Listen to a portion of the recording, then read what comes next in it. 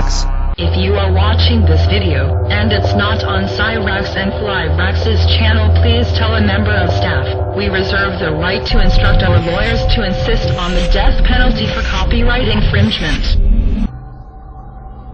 The next step after the Vril flying saucers was the Haunebu series of craft. By 1939 the SS had produced the RFC-5, which it called the Haunebu 1. In August 1939, the machine made its maiden flight, and proved its viability. The early Haunebu 1 craft, of which two prototypes were constructed, were 25 meters in diameter, had a crew of 8, and could achieve the incredible initial velocity of 4,800 kilometers, but at low altitude, further enhancement enabled the machine to reach 17,000 kilometers. Flight endurance was 18 hours.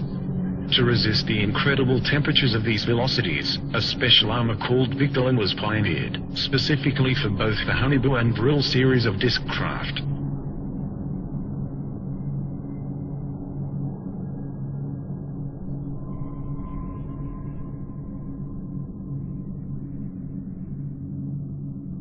The Haunebu 1 had a double hull of Victolan. The early models also attempted to test out a rather large experimental gun installation, the twin 60mm KSK strong ray cannon. It has been suggested that the ray from this weapon made it a laser, but it was not. It could transmit a powerful energy burst suitable to pierce up to 4 in of enemy armor. When a Vril 7 was shot down by the Russians, in 1945 a similar underbelly-mounted KSK gun was destroyed, with debris recovered from the battle site. The heavy gun installation, however, badly destabilized the disc, and in subsequent Haunebu models lighter MG and MK cannon was supposedly installed. The Haunebu 1 first flew in 1939 and both prototypes made 52 test flights.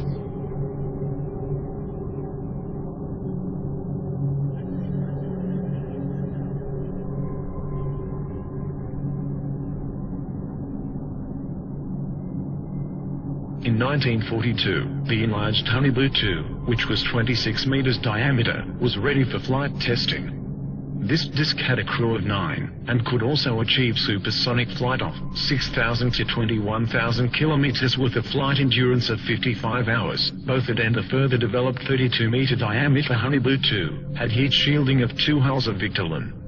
The craft were constructed and tested between 1943 to 44. The craft made 106 test flights. By the end of 1940, the Haunebu 2 had entered service as a reconnaissance aircraft, and there is certainly photographic evidence to support this. For example, one was caught on camera near Antarctica in 1940. The design of the Haunebu 2 should be noted for future reference. Whatever their exact nature, it appears confirmed that a range of alternative design aircraft were by now on the drawing board, or hovering above the ground. Some of these designs proved worked, and successes were being reported. On 17 April 1945,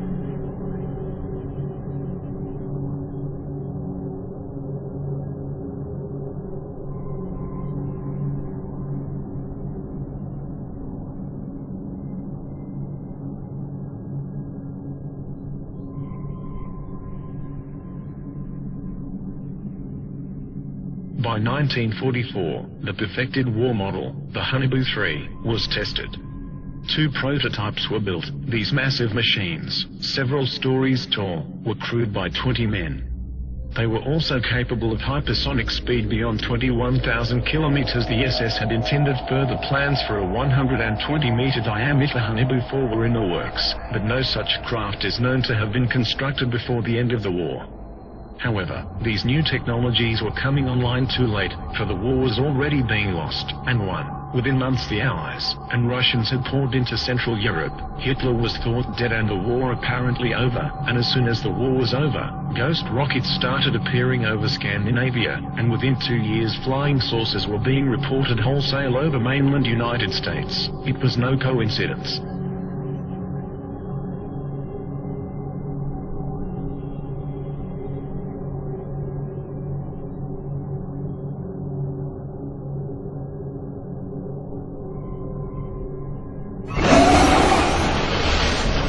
Campus. Campus.